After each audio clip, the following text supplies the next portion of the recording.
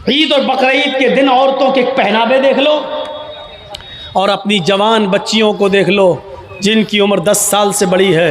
याद रखिएगा 10 साल से बड़ी लड़की के ऊपर पर्दा फर्ज हो जाता है। 10 साल से बड़ी लड़की का फिर सर का एक बाल भी किसी गैर मर्द को नहीं दिखना चाहिए। हमारी नजरों में बहुत मामूली बात है, छोटी है। अल्लाह के रसूल ने फरमाया था जब तुम्हारा बेटा 7 साल का हो तो उसको नमाज का हुक्म दो और 10 साल का हो तो नमाज के लिए ज़बरदस्ती करो, ना पढ़े तो उसको मारो पीटो। 10 साल के बाद कुरान और हदीस के सारे अहकाम नाफिज हो जाते हैं। आजकल 10-11 साल की लड़कियां बालिग हो रही हैं। टीवियों पर सीरियल ऐसे आ रहे हैं, मोबाइलों में ऐसी ऐसी वाहियात चीजें यूट्यूब वगैरह पर फेसबुक पर आ रही हैं कि इनको देखकर हमारी लड़कियां जो कभी 16-17 साल में बालिग होती थीं आज 11-12 साल की उम्र में बालिग होने लगी हैं। और यानियत फैल चुकी है, शर्म हया ताक पर रखी जा चुकी है। वरना तसव्वुर कीजिए, एक कपड़ा जो जिस्म से चिपका हो, आपके पैरों से चिपका हुआ हो और वो कपड़ा आपके घुटने और रान से होते हुए आपकी कमर तक आए, जिसको आप लेगी कहें, और इसके ऊपर एक कुर्ती पहन ली जाए और इस तरीके से मार्केट में बाजार में शॉपिंग की जाए, ऐसी औरत को आपकी नजर में फैशन परस्त कहा जा सकता है। लेकिन मोहम्मदुर रसूलुल्लाह की नजर में ये लड़की, ये औरत नंगी है, नंगी है, नंगी है। ये कपड़े है भैया, जिसको जाना हो जल्दी जाओ यहां से, और जिसको उठना हो अभी उठ जाओ। ड्रामा करके रख लिया है। और भी अभी जिसको जाना हो चले जाओ, बाद में मैं नहीं उड़ने दूंगा, चाहे पेशाब यही निकल जाए। जाइए अभी निकल जाइए जिसको जाना हो। आरियात हमारी नजरों में फैशन परस्त हैं, लेकिन अल्लाह के रसूल ने ऐसी औरतों को क्या कहा? नंगी। मैंने नहीं कहा है, पूछो इन उलमा से आरियात का मतलब क्या होता है। कासियात कपड़े पहनेंगी, आरियात लेकिन नंगी होंगी। ऐसी औरतों के बारे में कहा है नंगी होंगी। ये हाफ आस्तीनों के कपड़े यहां चल रही है, ये खुला हुआ है। साड़ियां चल रही तो ऐसी कि यहां तक का ब्लाउज पहने हुए हैं, ये खुला है, पेट खुला हुआ है।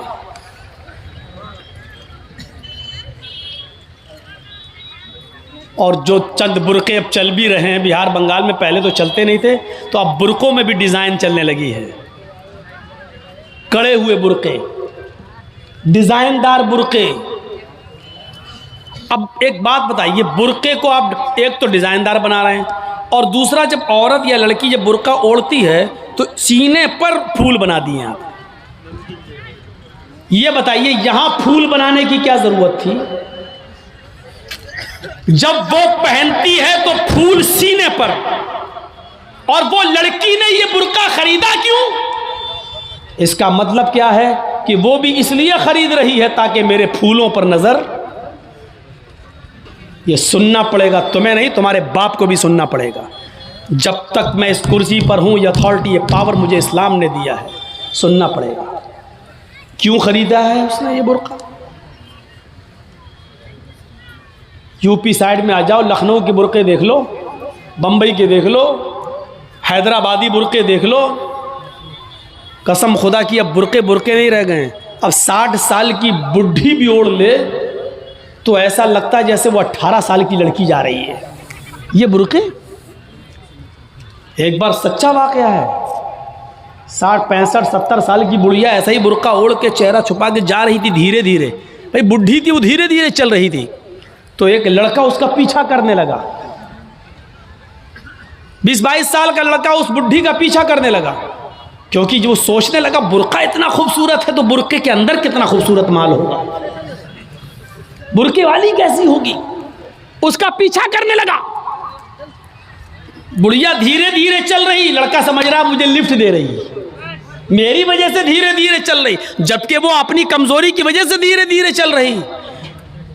बुढ़िया समझ गई कि लड़का मेरा पीछा कर रहा है, तो थोड़ी दूर चलने के बाद उसने अपना नकाब खोला और अपनी तुतलाती जबान में बोली, बेटा। लड़के का तो मूड खराब हो गया, कमबख्त मेरा तो मामला ही गड़बड़ हो गया। बेटा तू मेरा पीछा क्यों कर रहा है, मैं तो तेरी अम्मा की उम्र की हूं। लड़के को भी गुस्सा आ गया, कहती बात मैं अपने लिए नहीं अपने अब्बा के लिए ढूंढ रहा हूं।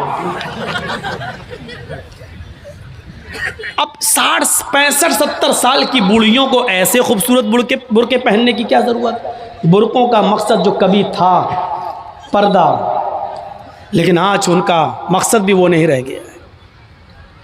अल्लाह के नबी के ज़माने में एक सहाबी अल्लाह के नबी के पास आती हैं, मुस्नद अहमद की सही रिवायत, जिनकी चादर कपड़े से नीचे, टखने से नीचे, चप्पल से नीचे ज़मीन की मिट्टी उड़ाती हुई आती और कहती, अल्लाह के रसूल मैं इस चादर को उड़कर नमाज पढ़ने जाती हूँ। आपने कहा चादर इतनी नीची होनी चाहिए। उसने कहा अल्लाह के नबी कभी कभी जमीन पर पेशाब व पायखाना पड़ा होता है, गंदगी पड़ी होती है, तो क्या मैं थोड़ी सी ऊपर करके पायखाना गंदगी को क्रॉस करके आगे निकल जाऊं। आपने कहा नहीं, दाएं से निकल जा, बाएं से निकल जा। कहने लगी दाएं भी मर्द बैठे होते हैं, बाएं भी मर्द बैठे होते हैं, मुझे उसी गंदगी के ऊपर से निकलना है। अल्लाह के रसूल इजाजत दे दीजिए, मैं थोड़ा सा ऊपर कर लूं और निकल जाऊं, उसके बाद नीचे कर लूंगा। जब गंदगी को क्रॉस कर लूंगी तो चादर में नीचे कर लूंगी। अल्लाह के नबी कहते हैं अगर मर्द दाएं बैठे हैं, बाएं बैठे हैं, तो तू उसी गंदगी के ऊपर से निकल जा। कहने लगी अल्लाह के रसूल वो गंदगी मेरी चादर में लग जाएगी, आप मुझे ऊपर उठाने की इजाजत नहीं दे रहे हैं। टखने से ऊपर, चप्पल से ऊपर चादर उठाने की इजाजत क्यों नहीं दे देते हैं। आपने कहा नहीं, चादर उठाने की इजाजत, चप्पल से भी ऊपर चादर उठाने की इजाजत नहीं दूंगा। कहा अल्लाह के रसूल फिर उस चादर में पेशाब और पायखाना लग जाएगा। आपने कहा लग जाने दे। कहने लगी है अल्लाह के रसूल उसी चादर को तो ओढ़कर मैं नमाज पढ़ती हूँ मस्जिद में। जब ऊपर औरतों का अलग इंतजाम होता है या पर्दे में औरतों का इंतजाम होता है, तो मैं इसी चादर को ओढ़े ओढ़े नमाज पढ़ती हूँ। आपने कहा उसी चादर को ओढ़कर नमाज पढ़ ले। कहने लगी उसमें पेशाब और पायखाना लग जाएगा, क्या उसी और चादर को ओढ़कर नमाज पढ़ लूं। आपने फरमाया हाँ, आए औरत जब पेशाब और पायखाना तेरी चादर में लगेगा, जब तू आगे बढ़ेगी तो तेरी चादर जमीन पर पड़ी हुई मिट्टी से रगड़ खाएगी, क्योंकि तेरी चादर नीचे है। जब पेशाब और पायखाना उसमें भर जाएगा, जब तू आगे बढ़ेगी तो जमीन पर पड़ी हुई मिट्टी पर तेरी चादर रगड़ खाएगी, और जमीन पर पड़ी हुई मिट्टी से रगड़ने की वजह से जमीन की पाक मिट्टी तेरी चादर को पाक कर देगी। लेकिन तुझे चादर उठाने की इजाजत नहीं, उसी चादर में तू नमाज पढ़ ले। गंदगी लगती है तो लग जाने दे, आगे बढ़ेगी तो जमीन पर पड़ी हुई पाक मिट्टी तेरी चादर को पाक कर देगी। मेरे भाइयों, पेशाब और पायखाना देखकर भी अल्लाह के रसूल ने औरत को चादर उठाने की इजाजत नहीं दी। मेरी बहनों, तुम्हारे दिल कैसे गवारा कर लेते हैं। जलसों में भी चूड़ियां खरीदने के लिए, बैलून खरीदने के लिए, जलेबियां खरीदने के लिए तुम किस तरीके से लेडीज पंडाल से निकलकर तुम बाजारों में घूम लेती हो। शर्म आनी चाहिए। तुम्हारे कलेजे और तुम्हारे दिल कैसे गवारा कर लेते हैं कि लड़के और लड़कियां एक जगह शॉपिंग करें, दुकानदारी करें, खरीदारी करें। ये तुम्हारे कलेजे, तुम्हारे ज़मीर कैसे गवारा कर लेते हैं। जबकि अल्लाह के नबी फरमाते हैं ला यखलुअन्न रजुलुन बिमरातिन इल्ला कान सालिसुहुम शैतान।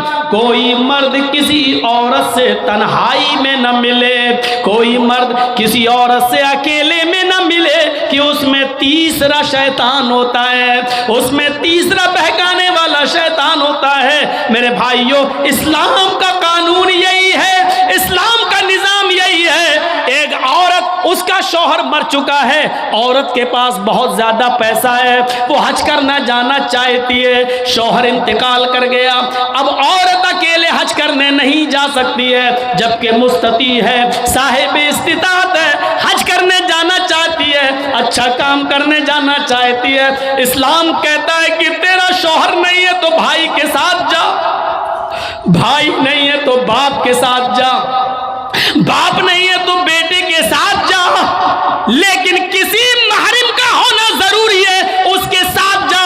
चीख कर औरत कहती है कोई नहीं है, मेरे पास दौलत है। अल्लाह के नबी कहते हैं फिर दौलत संभाल कर अपने पास रख। अगर तेरा भाई नहीं है, बेटा नहीं है, शौहर नहीं है, बाप नहीं है, कोई महरम नहीं है, तो तू अकेले हज करने नहीं जा सकती है। नहीं, अय अल्लाह के नबी, मेरा पड़ोस में बड़ा अच्छा नेक हाजी नमाजी नेक आदमी रहता है, मैं इसको भाई बना लेती हूँ, चली जाऊं। फरमाया नहीं नहीं, मुंह भोले भाई को भाई बनाकर उसके साथ तुम हज करने नहीं जा सकती हो, इसलिए कि अपने मुंह से किसी को भाई बोलने से वो तुम्हारा सगा भाई नहीं हो जाएगा, अपने मुंह से किसी को बेटा बोल देने से वो बेटा नहीं हो जाएगा।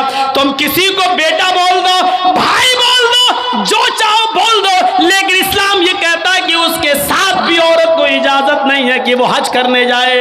अगर कोई नहीं है तो मत जाओ, लेकिन इस्लाम इस बात की इजाजत नहीं देता है कि तुम अकेले जाओ या किसी को बहन, किसी को भाई या बेटा बना कर जाओ, इस बात की इजाजत नहीं देता। इस्लाम एक इबादत में, हज जैसी इबादत में भी औरत को किसी गैर मर्द को मुंह बोले भाई और मुंह बोले बेटे के साथ भी जाने की इजाजत नहीं देता।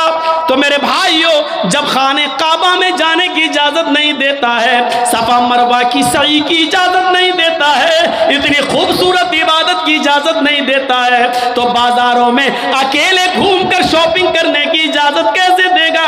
फिर बाजार के अंदर औरत को अकेले जाने की इजाजत कैसे देगा? इतनी खूबसूरत इबादत करने की इजाजत नहीं देता है, इतनी खूबसूरत इबादत करने की इजाजत नहीं देता है, तो मेरे भाइयों फिर औरत को बाजारों में घूमने की इजाजत कैसे देगा? फिर बाजार में घूमने और बाजार में सैर व तफरीह की इजाजत कैसे देगा? हमारी माँ बहनों को इस बात को सोचना चाहिए, गौर करना चाहिए, संजीदगी से इसको लेना चाहिए। एक जमाना था, हजरत फातिमा कह रही हैं, आए अली, मैं इतनी बीमार हूँ, इतनी बीमार हूँ, लगता नहीं कि इस बीमारी में मैं बच पाऊंगी। आए अली, अगर मुझे कुछ हो जाए, अगर मेरा इंतकाल हो जाए, आए अली, तो मुझे दिन के उजाले में दफनाने मत ले जाना, रात की तारीकी में ईशा की नमाज के बाद मुझे कब्रिस्तान में दफन करना। हजरत अली ने कहा, अय फातिमा, ऐसा क्यों कह रही हो? अगर तुम्हारा इंतकाल सुबह फजर के बाद हो तो क्या ईशा तक हम तुम्हारे जनाजे को रखेंगे, मिट्टी को रखेंगे? तुम्हारे बाप का, तुम्हारे अब्बू का फरमान है कि मैयत को जल्दी कब्रिस्तान ले जाओ, फिर मैं लेट कैसे करूं? फरमाती हैं, आए अली, आए मेरे प्यारे शौहर, मुझे रात में ही ले जाना, मेरी बात को गिरा बांधो, मेरी बात को मजबूती से पकड़ लो, मेरी वसीयत को याद रखना, चाहे मेरा इंतकाल कभी भी हो, लेकिन मुझे ईशा के बाद दफनाना, मुझे दिन के उजाले में कब्रिस्तान न ले जाना। आए अली, मैं नहीं चाहती हूँ कि मेरे मुर्दा जिस्म पर पड़े हुए कफन पर भी किसी गैर मर्द की नजर पड़े, मैं अपने कफन पर भी किसी गैर मर्द की नजर नहीं पड़ने देना चाहती हूँ। आए अली, मुझे रात में ले जाना, दिन के उजाले में नहीं। मैं नहीं चाहती कि मेरे कफन पर भी किसी गैर मर्द की नजर पड़े। मेरे भाइयों, इंतकाल के बाद निकाह जायज नहीं है, इंतकाल के बाद शादी नहीं होती है, लेकिन इंतकाल के बाद भी अपने जिस्म को तो छोड़ो, अपने कफन को भी किसी गैर मर्द को देखने की इजाजत नहीं दे रही है। ये था हजरत फातिमा का पर्दा। इस पर्दे की रोशनी में मेरी बहनों, अपने गरीबानों में झांक कर देखो, अपने गरीबानों के बटन खोलो और तलाश करो, हम कहाँ खड़े हैं, हमारा पर्दा क्या है, हमारी इज्जत व आबरू क्या है। आज हमारे चेहरों का हर गज़ो नाकस देख रहा है। कल तक हमारे इन खूबसूरत गालों को कभी आसमान की निगाहों ने भी नहीं देखा था, चांद और सितारों ने भी नहीं देखा था, और आज जो चाहता है देख लेता है। हर गज़ो नाकस जिसको चाहो आज वो बड़ी आसानी से हमारी बहनों बेटियों का दीदार कर रहा है।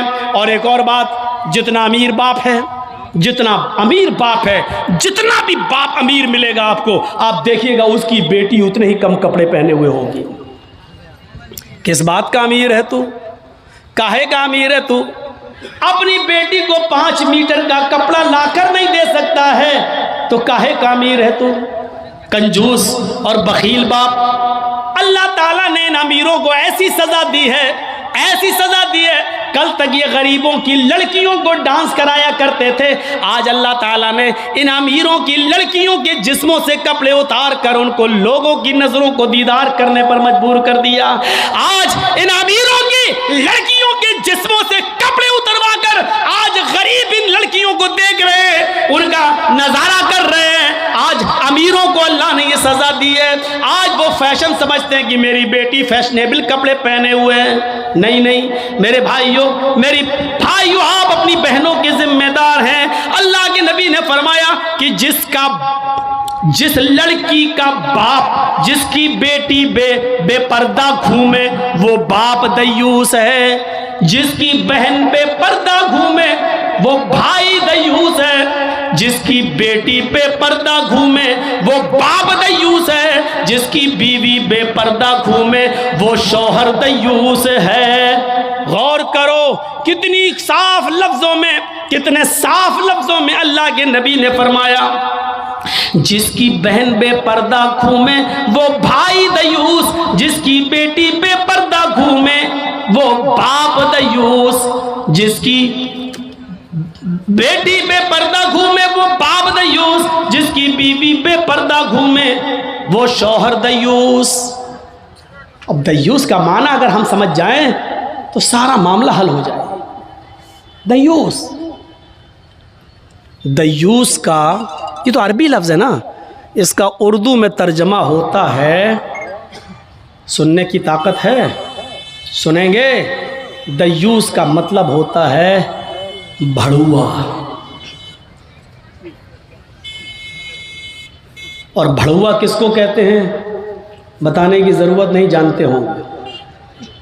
भड़ुआ कहते हैं उसको जिसने अपनी बहन, बेटी या बीवी या माँ को गलत काम करने के लिए किसी अड्डे पर बिठा दिया हो, चकले पर बिठा दिया हो और उनसे गलत काम करवाता हो और उनकी कमाई खाता हो। अरबी ज़बान में इसको दयूस कहते हैं, उर्दू में इसको भड़ुआ कहते हैं। कितना सख्त जुमला इस्तेमाल किया अल्लाह के रसूल ने। मौलाना जर्जीस को आप कह रहे होंगे ये क्या हो गया इसको?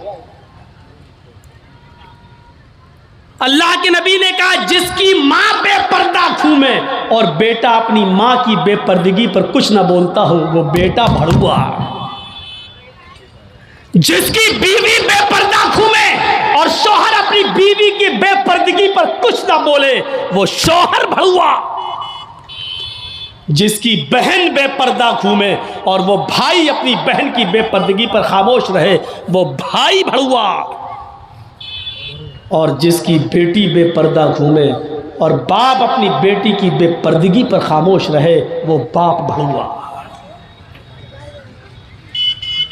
दयूस कह दो मौलाना चलेगा, भड़ुआ मत कहो, अच्छा नहीं लग रहा है। हम कब कह रहे हैं कि अच्छा लग रहा है? हमको अच्छा लगाना कब है? जब अच्छा ही लगने लगे तो फायदा क्या है? इंजेक्शन ऐसे लगाओ दर्द ना हो। बासा ऐसा हो सकता है कि इंजेक्शन लगे और दर्द ना हो? इंजेक्शन भी लगवाना चाहते हो और दर्द भी नहीं चाहते हो, तब तो होम्योपैथिक दवा ले लो, मीठी गोलियां खा लो जो मरने के बाद फायदा करती।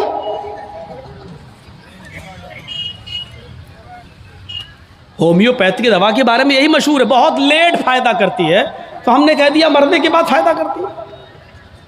लेकिन सिस्टम मिल जाए तो जादू की तरह भी फायदा करती है, बहुत जल्दी भी करती है। तो जब आपको मीठी गोलियां ही खाना है होम्योपैथिक दवा, तो फिर मत कराओ तकरीरें, और तकरीर करा रहे हो तो सुनो, सुनना पड़ेगा।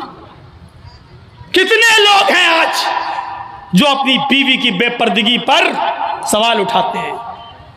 कितने ऐसे हैं जिनकी बेटियां आज बेपर्दा घूमती हैं और वो बाप अपनी बेटियों को डांटते हैं। अगर माँ बाप अपनी बेटियों को सही से जिम्मेदारी निभाने लगे तो आज एक भी लड़की के पास एंड्रॉयड मोबाइल ना हो। हमारी 18-20 साल की लड़की जिसकी शादी नहीं हुई घर पे रहती है, उसके हाथ में एंड्रॉयड मोबाइल चीख चीख के बता रहा है कि बाप की तरबियत में कमी है, बाप अपनी बेटी पर पूरा का पूरा हुक्मरान नहीं है, हाकिम नहीं है, या ये कह रहा है बेटी के हाथ में वो एंड्रॉयड मोबाइल चीख चीख के कह रहा है ये बाप ना कह रहा है, बेटी के आगे बाप की नहीं चल रही है, बाप मजबूर हो चुका है। मेरे भाइयों, अगर बाप मजबूर न होता तो बेटी के हाथ में एंड्रॉयड मोबाइल नहीं होता।